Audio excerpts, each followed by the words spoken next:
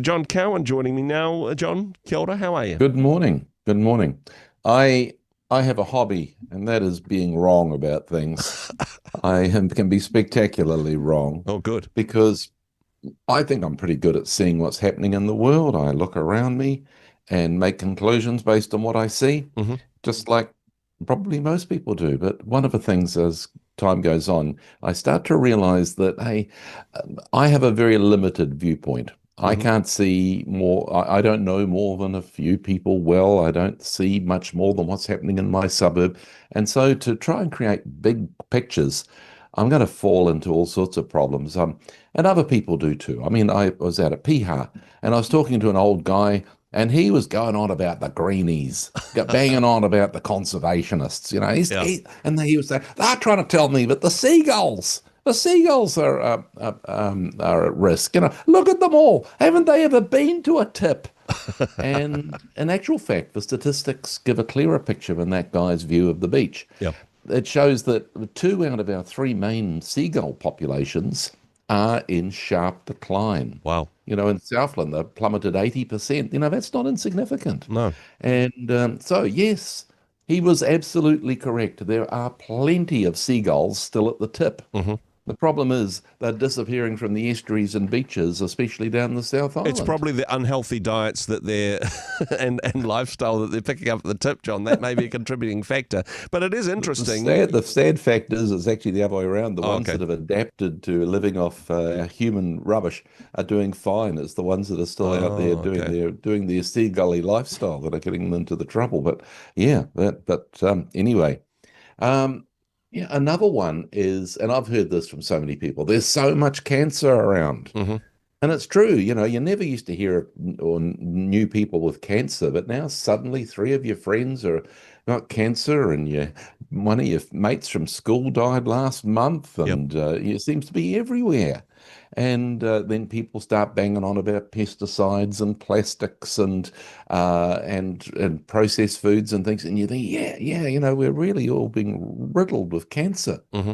But actually, if you step back and look at the figures, cancer rates are not soaring. Wow. They've been about the same since about the 1980s. In fact, they may even be less.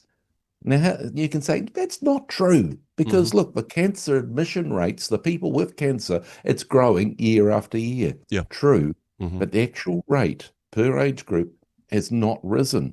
You see, the thing is, we're living longer. Yeah. More and more people are getting older and older, and it's older people that are more likely to get cancer. Hmm. And so that's why there are more people with cancer. And the other thing is, cancer is being treated better. Yeah. If everybody used to die fairly soon after getting cancer, there wouldn't be many people with cancer around. But now, Hmm. treatments for cancer are pretty good, and you can look at years and years of um, of enjoyable life, after a diagnosis. And so, yes, you will meet more people with cancer because they didn't die promptly from it after they got the diagnosis. And so, yes, again, your observation is you will meet more people with cancer. But does that mean that there is more cancer? No, it just means that the people have been treated better for it. Yeah. And the other thing is, I'm getting older. And so I'm moving up into that age range where my friends and family are getting cancer. And so it's just, again, it's a personal point of view.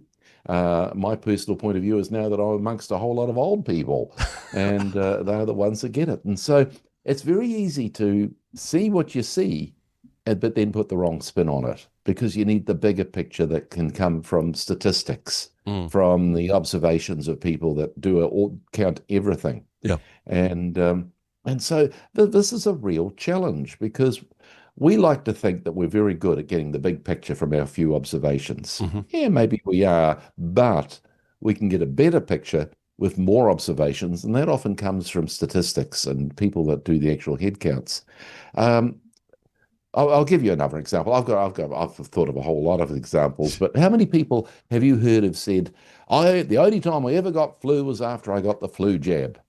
You've heard people say that, Yes, haven't you? exactly. And Exactly. absolutely, you might even believe it yourself. No, I get a flu I had jab every year, and I haven't had the flu for years. Honestly, yeah, I well, stand by it. Yeah. you know what? That's just a personal observation as well, Yes, just exactly. like the person that got the flu after the flu jab, because it doesn't perfectly prevent the flu. No. When they do the big counts, depends on year to year because they make a guess of what strains of flu are going to be around, Hmm. and so they make up the vaccination. And if by chance we get the flus that were prevalent in the northern hemisphere last northern winter, then their flu jabs will be more effective. But they're only between about 20 and 50%. You think, Okay. 20 to 50%, is that worthwhile? Well, when you think about it, without vaccination, about 400 New Zealanders a year would die from flu, Okay. and about 5,000 would go to hospital. And so, with the effectiveness of our current vaccines, not perfect, that reduces it from 400 down to about 200 deaths. Mm. It reduces it from about 5,000 people in hospital down to about 1,000. Is that significant? That's hugely significant, especially for those 200 people that would have been dead. Yeah. Yeah. And so, again, we can have a perfectly valid, true experience. I had the flu jab, I got flu. And you might even do it year after year, but that's only a tiny example. When you count it over the millions, you realize, hey, it's worthwhile. So, hey, do you want me to give more examples Well, no, no, or this is fine. I think the difficulty is, though, John, we tend to trust ourselves and our circle of mates, or even that clickbait thing that we clicked out on YouTube, which promised to tell us the actual truth. We tend to trust those observations more than we do big pharma or environmental lobby groups and all these people that may actually have some facts and research. Our conspiracy theories inoculate us, ironically, against the truth, so we're just stuck yeah, in our own yeah, I echo know. chambers, right? Yes, you can say, oh, well, the statistics can lie, or they would be putting out those facts. And so, yes, you do need to be careful where you get your facts from.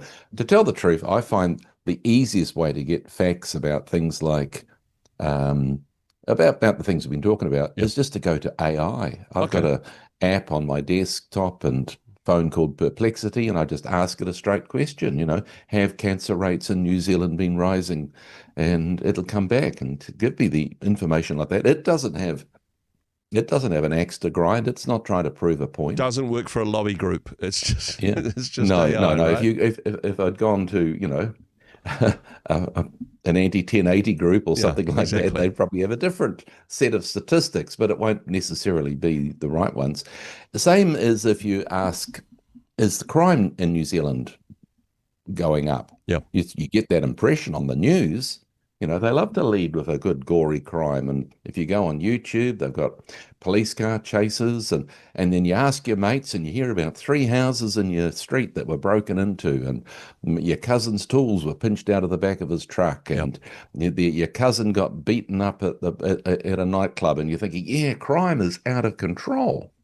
And yet, when you actually look at it, crime rates are dropping and dropping and dropping. And Mm. people go, no, that can't be true. Yes, it's true when you look at the actual um, rates of serious crime. Some crimes go up, like ram raids and shoplifting, and Yeah. and so they get in the news. But actual serious crimes have been dropping since about the 1980s. And I just saw it's true in England too. Some serious crimes dropped about 80% in some Wow. areas. Yeah.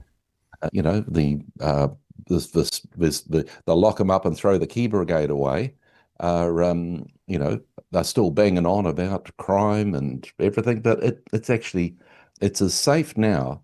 We might have to go back to the 1950s to Wow. find a crime rate in New Zealand that is as low as it is today. And That again, just doesn't gel with people's experience, does it? and again, there's not some lobby group in the New Zealand Police making up crime in order to get more funding.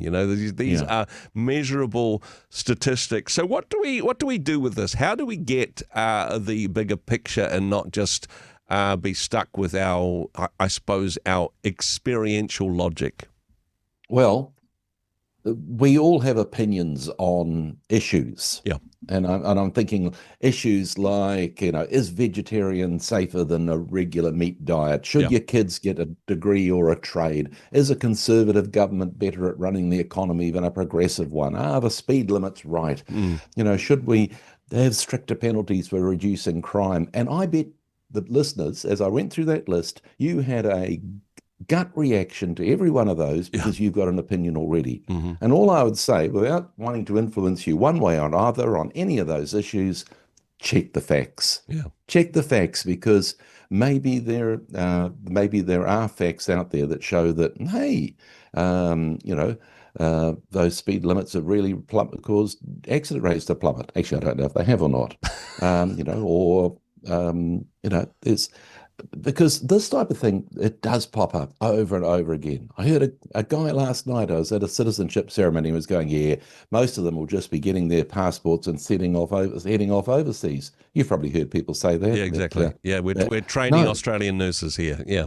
Yeah, but and honestly, it's when they've done the research, yes, some do leave, but it's at the same rate as New Zealand-born Kiwis. Okay. Okay. No. So, just electric cars, they blow up all the time, don't they?